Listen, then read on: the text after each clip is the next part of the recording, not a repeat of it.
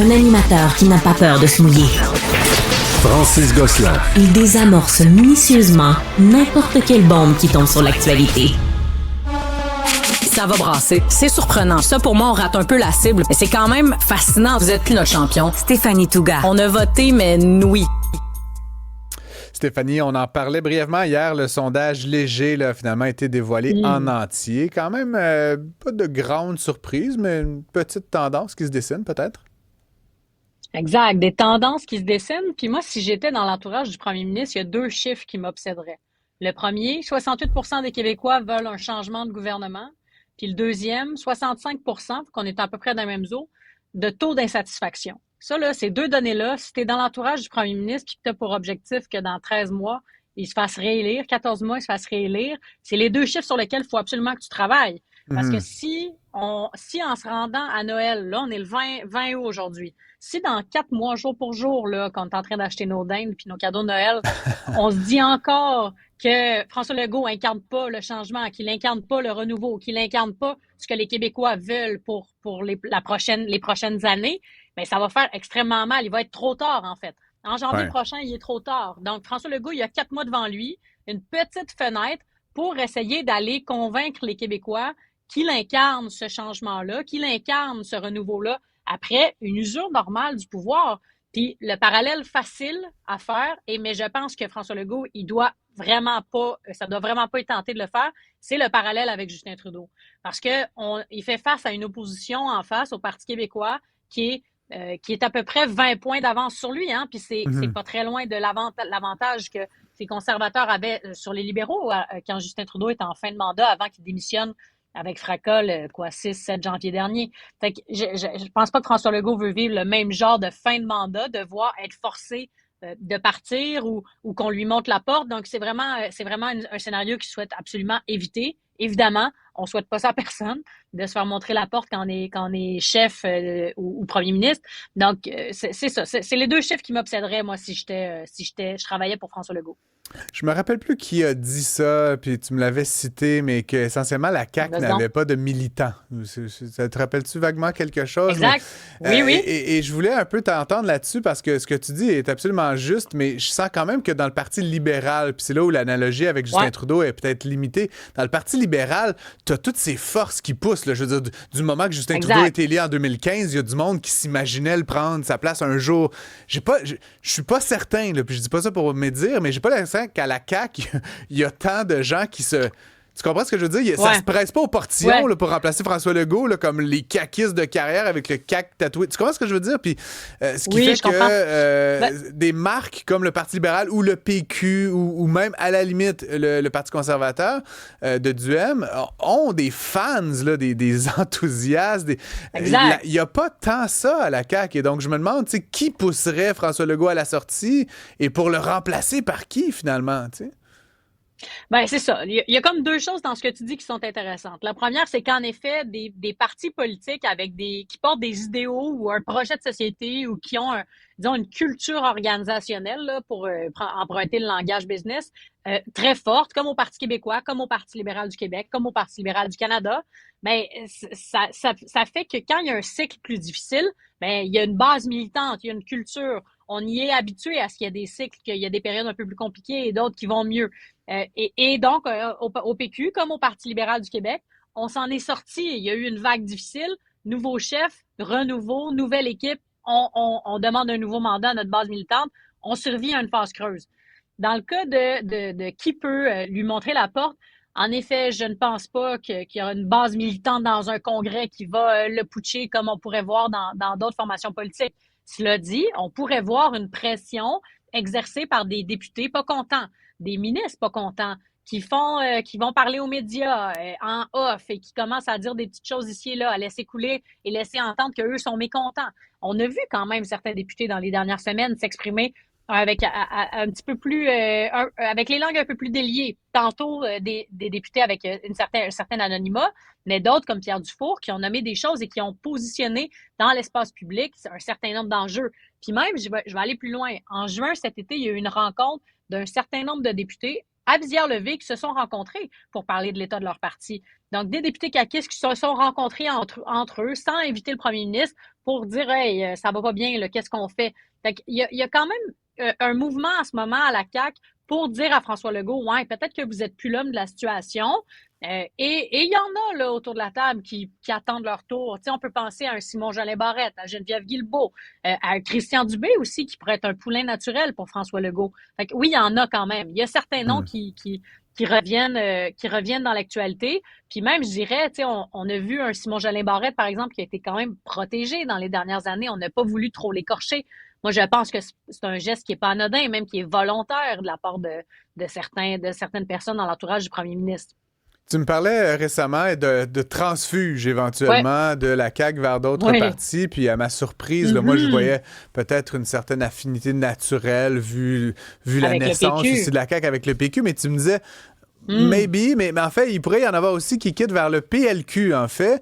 Le sondage de ce matin fait perdre quelques plumes à Pablo Rodriguez et sa formation. Rien d'inquiétant pour lui, je pense, à ce stade-ci. Mais est-ce que tu penses que c'est toujours envisageable qu'on voit des gens quitter la CAQ au cours des prochaines semaines, des prochains mois pour rejoindre les rangs du Parti libéral du Québec? Ben, c'est tout à fait possible. Moi, ce que je retiens, en fait, pour Pablo Rodriguez, c'est que l'effet Pablo, il est pas mal freiné. Ça ne veut pas dire qu'il ne va pas y avoir un autre bond dans quelques semaines, dans quelques mois, mais pour l'instant, pendant l'été, Pablo, son effet, il est assez limité. Il est comme aller chercher le maximum de points en disant absolument pas grand-chose, en disant pratiquement rien. Fait que là, qu'est-ce qu'il va faire cet automne? Il devra incarner, lui aussi, une option, notamment sur la question de l'économie, à François Legault, parce qu'il n'y a pas l'espèce de terrain dans une certaine centre-droite économique. Ben, c'est les libéraux qui l'ont occupé pendant 50 ans. Et là, la CAQ est allée occuper ce terreau-là. Là, les libéraux vont devoir aller rechercher cet électorat-là. Ils ont les communautés anglophones, les communautés allophones. Ils n'ont pas déserté le Parti libéral, mais ils devront aller reconnecter avec l'électorat un peu plus à droite et les francophones, parce que l'électorat francophone a complètement déserté le Parti libéral du Québec. J'ai hâte d'entendre Pablo Rodriguez dire quelque chose, là, pour se reconnecter sur les francophones. Et j'aurais quelques avis pour lui si jamais il souhaite les entendre, parce que tu dis que la CAQ est un parti de centre-droite, puis je te concède qu'ils ont été élus sur cette base-là, mais tabarouette, depuis qu'ils sont en place, c'est du dirigisme communiste, là, je veux dire, c'est terrible, là, la prise... Non, mais j'exagère évidemment, mais tu sais, c'est une très grande intervention dans l'État, je veux dire, de manière... C'est pour moi qui est justement plus qu'adhère plutôt à ces thèses, sans dire de laisser faire, mais libre marché, laisser faire, c'est l'antithèse totale. On choisit des champions, on garoche des millions, Investissement Québec est devenu une espèce de monstre. Ils sont partout, puis c'est comme, hey, Coco, tu sais, j'aurais envie, je pense que le Parti libéral pourrait éventuellement incarner cette vision-là, de dire, on va juste s'enlever, tu sais, puis je le dis souvent, la meilleure chose que le gouvernement pourrait faire au Québec, c'est de ne rien faire, tu sais, des fois, j'entends pas beaucoup, sauf peut-être un peu chez M. Duhem, ce type de discours-là. Puis je pense qu'il y a beaucoup d'électeurs comme moi, sensibles à l'entreprise, à la richesse, etc., qui se sentent un peu délaissés là, par les propositions, autant de la CAQ, autant que celles du Parti québécois actuellement. Fred, je te sens brûlant d'envie d'intervenir là, depuis tout à l'heure. Je réfléchissais depuis tantôt à la fameuse question, Stéphanie. Là, est-ce que M. Legault est dans une position similaire à celle de M. Trudeau là, il y a quelques mois déjà? Puis tu l'as mentionné un peu, Stéphanie, déjà, mais quand on pense au Parti libéral du Canada, moi, je pense à Wilfrid Laurier, puis à des centaines d'années d'existence, alors que pour Legault, il est tellement synonyme avec la CAQ. Il a parti le parti. Dans ma tête, la CAQ, c'est M. Legault. Puis, tu sais, récemment, là, dans le fameux, la rencontre de 8 heures, le fameux dîner là, des membres de la CAQ, tu sais, tout semblait se passer bien au niveau de la solidarité envers le parti. Penses-tu que ça pourrait donc s'effriter là, d'ici Noël déjà, ces fameuses coulisses-là?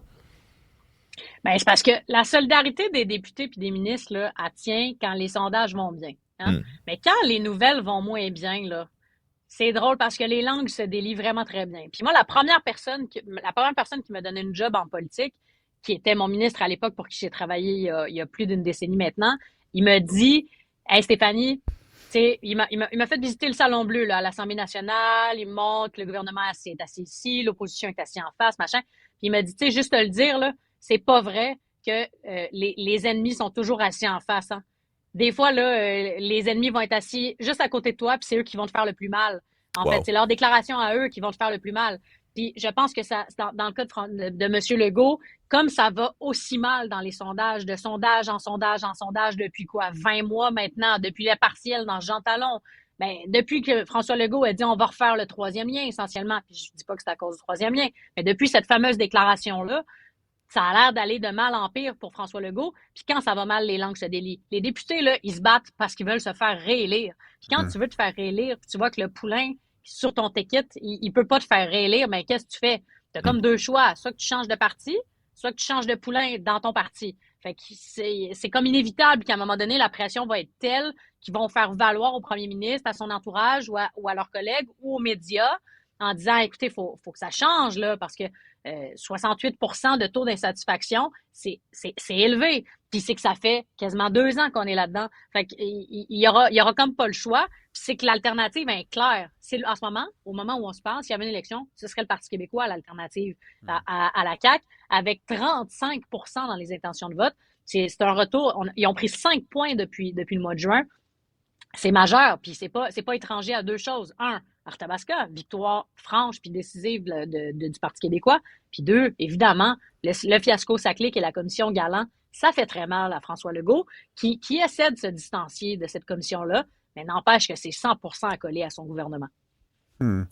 Sinon, en quelques mots, il y a cette drôle d'histoire là, qui s'est terminée. En fait, c'est pas encore terminé si on se fie à la principale prévenue, mais la mairesse de Saguenay là, qui a été finalement reconnue coupable dans une drôle d'affaire là, quand même. Je sais pas si tu veux nous rappeler rapidement là, les faits. Elle promettait essentiellement des emplois à des candidats opposés là, pour qu'il fasse dérailler le processus démocratique, là, grosso modo. Exactement. La mairesse de Saguenay, Julie Dufour, a été reconnue coupable ce matin de manœuvre électorale frauduleuse en proposant un avantage à un adversaire. Elle a été reconnue coupable de ce genre de manœuvre-là contre un adversaire en promettant donc... on peut parler sommairement de pot de vin. Là. Je vais te donner une job si tu te présentes pas contre moi à mairie. Là. Sommairement, c'est à peu près là où on est. Il y a 2 autres personnes qui avaient déposé plainte contre elle. Ces 2 autres plaintes-là n'ont pas été retenues. Donc, un chef d'accusation, ce qui amène à 2 choses. Une peine de 5 000 $, une amende de 5 000 $, mais aussi l'inéligibilité à se présenter aux élections et à siéger. Se présenter aux élections pendant 5 ans.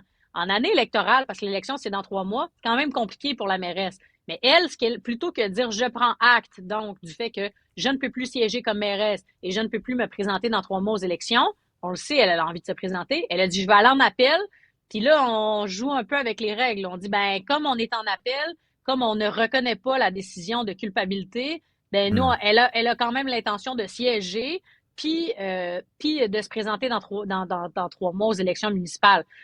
Bon, elle a le droit de le faire. Après, est-ce qu'elle peut rester en poste? Pour moi, ce bout-là, il n'est pas clair et des experts devront se pencher sur la question. Peut-elle rester en poste? Mais globalement, là, au niveau de la démocratie puis pour la population de Saguenay, est-ce que c'est vraiment une situation qui est enviable d'avoir une mairesse qui fait face à des accusations de fraude, en fait, qui a été reconnue coupable donc de manœuvres frauduleuses, se porter aux élections à nouveau? Je veux dire, ça rend pas, c'est pas génial là, pour la population de Saguenay. Qui se rendront aux urnes dans 3 mois avec quoi comme choix devant eux, essentiellement, tu sais, une opposition qui probablement qui est pas au pouvoir, puis la mairesse actuelle qui a de l'expérience, oui, mais qui a de l'expérience avec un passé criminel aussi. Fait que tu sais, c'est compliqué, là. C'est pas une situation qui est enviable pour personne. Fait que j'ai hâte d'entendre, là, est-ce qu'elle va pouvoir rester en poste, d'abord, puis est-ce qu'elle va pouvoir se représenter si elle porte la décision en appel, ce qu'elle a l'intention de faire. On le sait pas en date dans ce moment, mais c'est vraiment une situation dégueulasse, là.